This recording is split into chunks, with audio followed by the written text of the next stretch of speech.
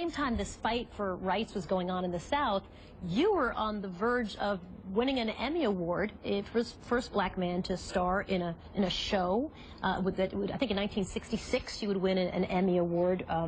And the show itself, I Spy, right, was banned in the South. I mean, to look back at that history is kind of amazing. Well, just a couple of stations. What'd you say? It's just hard to believe. Isn't that crazy? At the same exact time, I don't think so. Not when you look at the president's speech recently, to see people sitting down and then there are others standing and cheering. I don't think it's difficult to believe.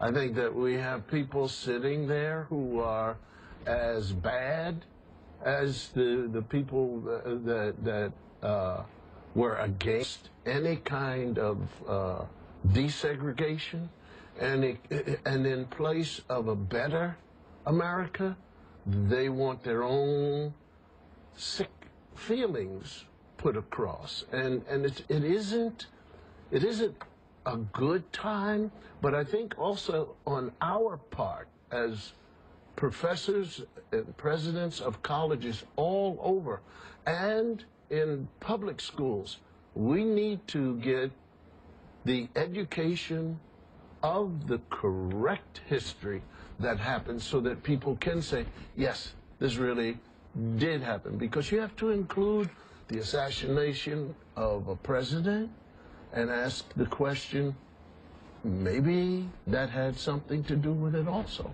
It's so interesting when you look back at history. We're going to take a short break. When we come back, I want to talk about what Justice Scalia was talking about, racial entitlements, which caused a bit of a stir. We'll see how everybody feels about that. Justice Kennedy weighed in. And, of course, that's not an issue from 50 years ago. It is, and it's not, right? They're deciding it now, so it's relevant now. The Voter Rights Act reinstituting those provisions. It's not about Mississippi again, is it? Well, we're going to